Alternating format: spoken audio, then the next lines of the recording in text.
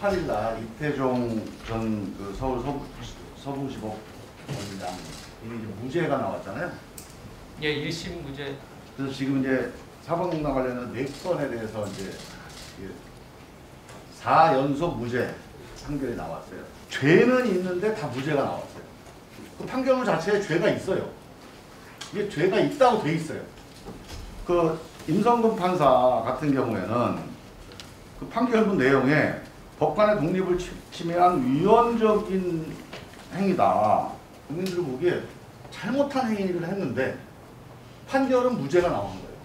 그 이태종 판사 재판에서도 이게 이제 이태종 판사는 다름없고 기획판사가 한 거예요. 근데 기획판사는 기소가 안 됐잖아요. 그 뭔가 공부상 기밀을 누설을 했는데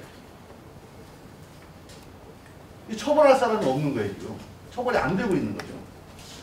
그러면 무슨 징계라도 할 수 있느냐? 지금 징계는 어떻게 돼가고 있습니까? 징계는 이 형사 사건의 결론을 보기 위해서 징계 절차가 중단돼 있는 상태. 그러니까 지금 징계 규칙에 따라 60일 내 징계 결정하게 돼 있는데 이미 이제 아직 징계 절차가 진행이 안 되고 있잖아요, 지금. 징계 개시가 됐고 징계 회의가 한 번 열렸는데. 그러니까 그 이후에 좀 중단돼 있잖아요. 네, 그렇습니다. 그럼 징계도 안 되고요.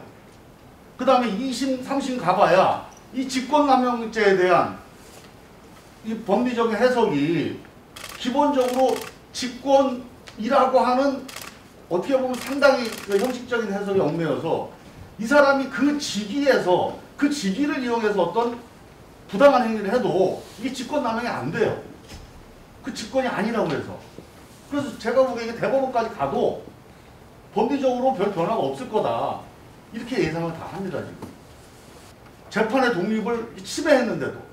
만약에 정치권이나 일반인이 재판의 독립을 침해하면 엄청나게 큰 처벌을 받을 수가 있어요.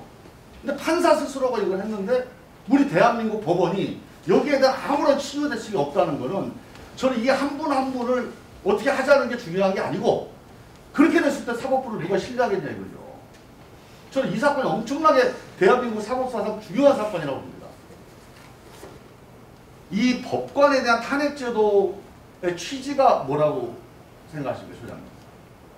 법관에 대한 신분 보장을 헌법상으로 그렇게 철저하게 보장하는 한편 그 신분을 박탈하기 위해서는 그런 별도의 국회의 절차가 필요하다는 아주 엄격한 절차를 둔 것입니다. 저는 좀 생각이 다른데요. 예.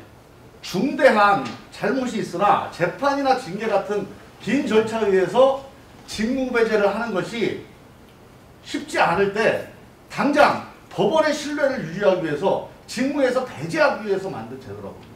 지금 이 임성근 부장판사 같은 경우는 이 피고인의 중간 판결적 판단 요청 그 자체로 특정 사건의 재판 내용이나 절차 진행을 유도하는 재판 관여 행위로 법관의 독립을 침해하는 위헌적 행위이다. 이런 위헌적 행위라는 게 3번씩이나 나옵니다. 이거는 탄핵 요건에 해당돼요. 그죠? 구체적인 개인과 사건을 놓고 아니 구체적인 사건이 아니라 일단 위헌적 행위는 탄핵 요건에 해당되잖아요. 예, 맞습니다. 근데 그 부분에 대해서도 늘 논란이 있습니다. 자, 잠깐만요. 어떤 위헌 위법 행위만 있으면 탄핵을 제기할 수 있느냐, 아니면 그것이 그 판사로서의 신분을 박탈할 만큼 중대한 사유가 있을 때 탄핵을 그 탄핵 의견은 국회에서 하는 겁니다. 예, 그러니까 행정처장이 가이드라인을 제시할 건 아니고 예. 나중에 그거는 뭐 헌법적으로 판단을 구할 일이고요. 법관 대표회의가 2018년에 탄핵 촉구 결의안까지 만들었어요. 냈어요. 저는 징계도 안 되죠. 정상적인 재판에 의해서 치유가 안 되죠. 저는 처벌이 중요한 게 아니라 이렇게 죄를 졌는데 헌법을 위반했는데 대한민국에서 이 문제를 치유할 수단이 없다. 이건 대한민국 헌정의 결함이에요. 그런데 사실은 이 문제에 대해서는 이미 법관들도 탄핵을 요청을 했고 이 재판장도 사실상 이건 탄핵으로 치유될 문제지 유죄 판결로 치유될 문제가 아니다. 저는 그렇게 해석이 돼요. 죄를 졌다고 하기 위해서는 최종적으로 그것은 사법부의 판결에 의해서 또 그것도 확정 판결에 의해서 말할 수 있는 거지요. 아니 근데 그런 그러면 혐의가 그 국회 탄핵 제도가 의미가 없잖아요. 사법부 판결 기다리려면 그게 뭐라 탄핵제도를 탄핵은 별도로 탄핵이고 지금 재판에 관해서 말씀을 하시는데 죄를 진 사람이 왜 처벌을 받지 않느냐 이 말씀에 대해서 제가 얘기하는 거는 죄를 졌느냐 안 졌느냐라는 것 자체가 우리 민주사회에서는 법원의 최종 판결에 의해서 그게 결판이 나는 겁니다. 아니요. 그러니까 이 제가 사건 탄핵제도를 얘기하잖아요. 예. 여기서 죄라고 하면 지금 일반적인 뭐 형사법적인 그런 죄도 죄지만 헌법 위반도 죄라고 볼 수 있어요. 지금 헌법 위반에 대해서 지금 이 재판장이 헌법 위반을 명시를 하는 판결문을 써놨어요. 국민들 그걸 보고 있습니다. 근데 이분에 대해서 또 이런 불법 행위, 그 위헌 행위에 대해서 처벌을 안 합니다. 국회도 가만히 있고 법원에서 징계도 안 하고 재판부도 처벌을 안 하고 이거는 국민들이 보기에 쉽게 납득되기가 어렵다는 거죠. 나무만 보지 마세요. 예. 이 나무가 쌓여서 이 숲 전체가 지금 불타고 있습니다. 이 사법부에 대한 국민들의 불신. 이제 국민들이 엄청 똑똑해져가지고 사법부가 이렇게 불신 이 사건들이 하나씩 누적되잖아요. 앞으로 정말 법원 운영하기가 어려워집니다. 이러면.